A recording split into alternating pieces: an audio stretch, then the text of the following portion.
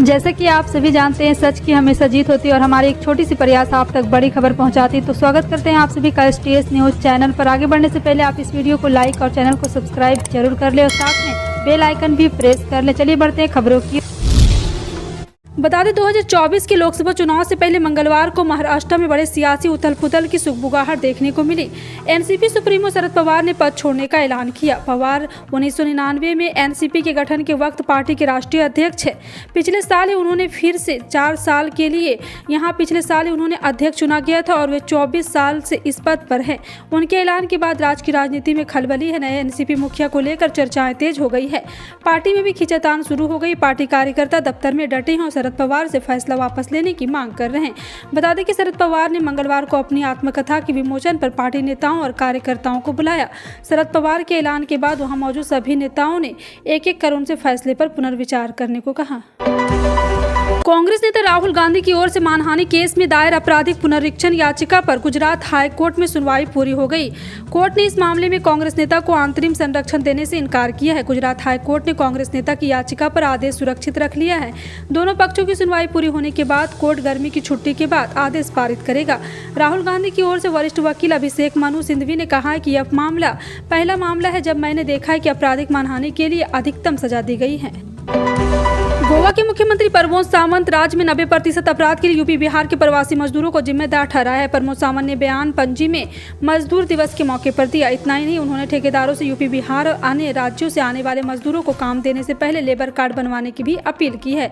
और साथ ही साथ आपको बता दें, मुख्यमंत्री सावंत ने कहा है कि राज्य में काम करने वाले हर प्रवासी मजदूर के पास राज्य सरकार द्वारा दिया गया श्रमिक कार्ड होना चाहिए। दरअसल गोवा सरकार निजी, असंगठित और औद्योगिक क्षेत्र में काम करने वाले मजदूरों का रिकॉर्ड रखने के लिए लेबर कार्ड जारी करती है। वित्त मंत्रालय ने सोमवार को अप्रैल 2023 के टैक्स कलेक्शन के आंकड़े जारी करते हुए कहा है कि अप्रैल 2023 में जीएसटी कलेक्शन सालाना आधार पर 12% बढ़ा और यह 1.87 लाख करोड़ रुपए पर पहुंचा। किसी एक महीने का उदाहरण देखने पर यह सबसे अधिक जुटाया गया जीएसटी राजस्व है। इस खबर से प्रधानमंत्री नरेंद्र मोदी भी बेहद उत्साहित है। प्रधानमंत्री नरेंद्र मोदी ने ट्वीट कर देशवासियों से अपनी खुशियां जाहिर की है। केंद्र सरकार ने जब जुलाई 2017 में जीएसटी लागू किया था, तब हर एक महीने 1.50 लाख करोड़ रुपए से अधिक का कलेक्शन करने का लक्ष्य रखा था।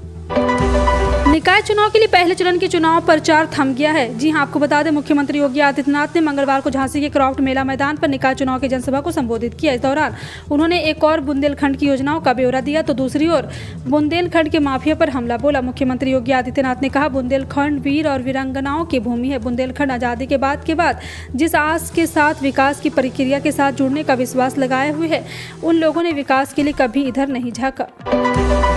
उत्तर प्रदेश में निकाय चुनाव की तैयारियां जोर शोर से चल रही। जैसे जैसे चुनाव नजदीक आते जा रहे हैं, वैसे वैसे यहां बयानबाजियों का दौर चल रहा है। निकाय चुनाव के प्रचार के लिए ही असदुद्दीन ओवैसी यूपी के मुरादाबाद पहुंचे। उन्होंने यहां मीडिया पर जमकर हमला बोला।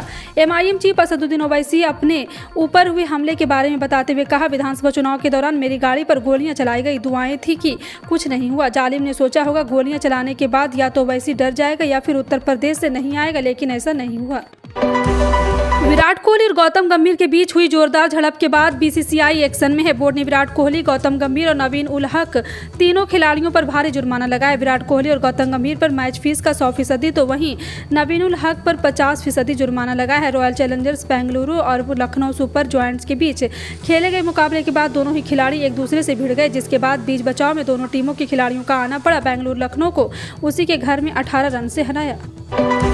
अदानी समूह की ईंधन वितरण शाखा अदानी टोटल गैस लिमिटेड ने संचालन से अपने राजस्व में वृद्धि के साथ अपने समेकित शुद्ध लाभ की वृद्धि की रिपोर्ट दी है। मंगलवार को कंपनी ने एक एक्सचेंज फाइलिंग में बताया कि साल दर साल 20.74% की वृद्धि के साथ चौथी तिमाही में 97.91 रुपये की शुद्ध लाभ कमाया गया है। और साथ ही साथ आपको बता दें, अदानी टोटल के बोर्ड ने वित्तीय वर्ष 2023 के लिए 0.25 रुपये प्रति शेयर का लाभांश घोषित किया है, बशर्ते शेयरधारक अनुमोदन करे।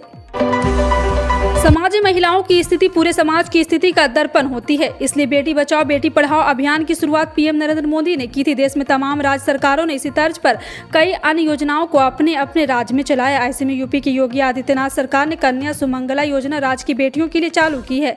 सरकार की ओर से कहा गया है कि ये योजना महिलाओं और बालिकाओं को सामाजिक सुरक्षा के साथ साथ विकास हेतु नए अवसर प्रदान करने के लिए यह परियोजना प्रारंभ की गई है। प्रधानमंत्री नरेंद्र मोदी कर्नाटक में विधानसभा चुनाव के लिए प्रचार कर रहे हैं। वह कर्नाटक के 2 दिवसीय दौरे पर है। इस दौरान एक रैली को संबोधित करते हुए पीएम मोदी ने कहा कि प्रदेश भाजपा की टीम को कर्नाटक भाजपा के नेतृत्व को आज मैं सार्वजनिक रूप से बहुत बहुत बधाई देता हूं। कल जो उन्होंने संकल्प पत्र घोषित किया, ये बहुत ही अच्छी संकल्प पत्र लेकर आए हैं।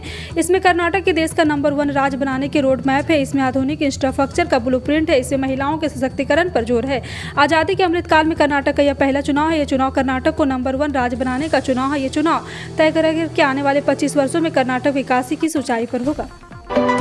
सरकार ने घरेलू स्तर पर उत्पादन किए जाने वाले कच्चे तेल में विंडफॉल टैक्स में कटौती की। सरकार की तरफ से जारी नोटिफिकेशन के अनुसार ओएनजीसी और रिलायंस इंडस्ट्री जैसे पेट्रोलियम कंपनी द्वारा घरेलू स्तर पर उत्पादित कच्चे तेल पर विंडफॉल टैक्स 6,400 रुपये प्रति टन से घटाकर 4,100 रुपये प्रति टन कर दिया। यह कटौती 2 मई से लागू की गई। विंडफॉल टैक्स घटने से बढ़ने से आम आदमी पर फर्क नहीं पड़ता है।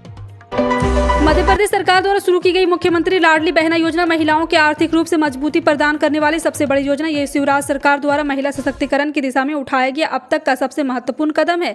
इससे बहनों के आर्थिक रूप से मजबूती मिलने के साथ ही उनके आश्रित बच्चों के पालन पोषण में सुविधा होगी और परिवार में उनका मान सम्मान भी बढ़ेगा। लाडली बहना योजना के लिए राज्य सरकार द्वारा 8,000 करोड़ रुपये का बजट रखा गया। दरअसल 5 मार्च 2023 को प्रदेश के मुख्यमंत्री शिवराज सिंह चौहान इस योजना का शुभारंभ करते हुए कहा कि उन्होंने दुनिया की सबसे बड़ी महिला सशक्तिकरण योजना मुख्यमंत्री लाडली बहना योजना बनाई है। जेपीरिजिया पर रूस ने आर्टिलरी से 51 हमले किए हैं। जेपीरिजिया के फ्रंटलाइन गांव में 3 रूसी ड्रोन का हमला के विध्वंस हमले की खबर है। मिली जानकारी के मुताबिक 24 घंटे में खेरसोन के बस्तियों पर रूस ने 71 बार गोलीबारी की है। रूस यूक्रेन के खिलाफ लगातार आक्रामक रुख अपना रहा है। रूस हमलों से यूक्रेन का अलग अलग शहरों पर बारूद बरसा रहा। खेरसोन के शहरी इलाकों पर रूस का 11 बार हमला। 41 सेल्स दागी जेरेपेजिया है। चेरनी और सुमी में एयर रेड अलर्ट जारी किया गया है। कर्नाटक में विधानसभा चुनाव और कांग्रेस की तरफ से यहां की जनता को गारंटी के साथ वादे किए जा रहे। पार्टी के 5 प्रमुख वादों से तो आप अच्छी तरह वाकिफ ही होंगे। इसके अलावा एक और ऐसा वादा है जिसे लेकर विवाद शुरू हो गया है। विवाद भी ऐसा कि ट्विटर पर एक जंग सी छिड़ गई। भारतीय जनता पार्टी की तरफ से हाल ही में यूनिफॉर्म सिविल कोड को लेकर संकल्प पत्र में जोर दिया गया। इसके बाद कांग्रेस ने भी जवाबी हमला करते हुए अगर कांग्रेस पार्टी सत्ता में आती है तो बजरंग दल जैसे संगठन पर प्रतिबंध लगा दिया जाएगा। पूरे उत्तर भारत में पश्चिमी विक्षोभ का एक चौंकाने वाला कमाल देखने को मिल रहा है। लोग मई महीने में मार्च जैसी ठंडक का मजा ले रहे हैं। उत्तर भारत के प्रमुख शहर चंडीगढ़ में मई महीने की शुरुआत ठंड के साथ हुई। पिछले 36 सालों में यह पहली बार है जब चंडीगढ़ का अधिकतम तापमान सामान्य से लगभग 10 डिग्री सेल्सियस तक लुढ़क गया। उत्तर भारत में सक्रिय पश्चिमी विक्षोभ के कारण कई मैदानी इलाकों और पहाड़ों में बारिश, ओलावृष्टि और बर्फबारी हो रही है। देश भर में शादियों का सीजन चल रहा है। इन दिनों सोने चांदी की डिमांड काफी बढ़ जाती है। डिमांड बढ़ने से सोने और चांदी कीमत में उतार चढ़ाव का सिलसिला लगा रहता है। आज 2 मई को सोने की कीमत में तेजी आई, वहीं चांदी की चमक थोड़ी फीकी पड़ती नजर आई। अगर आप सोने या चांदी खरीदने जा रहे तो आपके लिए यह पता करना जरूरी है कि आपके शहर में सोना चांदी किस रेट पर मिल रहा है। जी हाँ, आपको बता दें कि सोना और चांदी के लेटेस्ट रेट के बारे में, जिससे आपको मालूम हो जाएगा कि आज सोने की खरीद के लिए आपको कितने पैसे खर्च करने पड़ेंगे। मध्य प्रदेश में मुख्यमंत्री कन्यादान योजना के तहत हर साल सामूहिक विवाह सम्मेलन आयोजित कराए जाते हैं। इस बार भी सम्मेलन में कई जोड़ों को इस योजना का लाभ मिला है। सीएम शिवराज ने कहा है कि ये योजना बेटियों के फायदे के लिए चलाई जा रही ताकि उन्होंने हर प्रकार का लाभ मिल सके। सीएम शिवराज ने कहा है कि भारतीय संस्कृति में विवाह को संस्कार माना गया है। विवाह युवक युवती के परिणय के साथ परिवारों को भी मिलाता है। स्वयं सुखी, प्रसन्न और प्रेम से रहने के साथ दोनों परिवारों के ध्यान रखना नवविवाहित दंपत्ति की जिम्मेदारी है। विवाह के लिए बेटी को बोझ न माना जाए, इस उद्देश्य से ही मुख्यमंत्री कन्या विवाह निकाय योजना प्रारंभ की गई है। योजना में नवविवाहित जोड़े को चेक से 49,000 रुपये उपलब्ध कराए जाते हैं, जिससे बेटी और दामाद अपनी पसंद और जरूरत के अनुसार नई गृहस्थी की सामग्री स्वयं खरीद सके। बिहार में जातिगत जनगणना का काम चल रहा है। इसके तहत विभागीय कर्मचारी डोर टू डोर जाकर जनगणना कर रहे हैं। जनगणना में कर्मचारियों के साथ शिक्षक और आंगनबाड़ी कार्यकर्ताओं को भी लगाया गया है। जनगणना के तहत पहले चरण में मकानों पर नंबर डाले गए, वहीं दूसरे चरण में लोगों से उनकी जाति पूछकर गणना की जा रही। बता दें कि लंबे समय से बिहार समेत देश के कई राज्यों में जातिगत जनगणना की मांग उठ रही थी। साल 2011 में हुई जनगणना के बाद जाति आधार पर रिपोर्ट बनाई गई थी, लेकिन उसे जारी नहीं किया गया। सरकार अब दालों की कीमत को लेकर काफी सतर्क हो गई है और साफ संदेश दे दिया है कि वो किसी तरह की जमाखोरी को बर्दाश्त नहीं करेगी। उपभोक्ता मामले के सचिव रोहित कुमार सिंह ने कहा है कि सरकार दाल और दूसरे फूड आइटम की जमाखोरी को लेकर काफी सख्त हो गई है।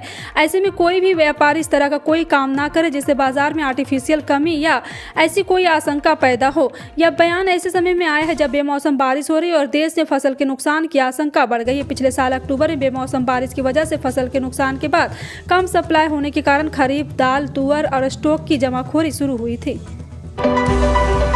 देश देश में कोरोना के मामलों में लगातार गिरावट देखी जा रही। पिछले 24 घंटे में कोरोना के 3,325 नए मामले सामने आए। सोमवार की तुलना करें तो नए मामले में अच्छी खासी गिरावट दर्ज की गई। इसी के साथ देश में सक्रिय मरीजों की संख्या 44,000 के पार पहुंच गया है। देश में वर्तमान समय में 44,175 कोरोना संक्रमित मरीज का इलाज चल रहा है। साथ ही साथ आपको बता दें कि कोरोना संक्रमण देश में अब तक 4.49 करोड़ लोगों को कोरोना की चपेट आ चुकी है और सक्रिय मामले अब कुल संक्रमणों के 0.11% है। देश में बीते दिन कोरोना की वजह से 17 लोगों की मौत भी हो गई है। इसी के बीच देश में मरने वालों की संख्या बढ़कर 5,31,564 हो गई।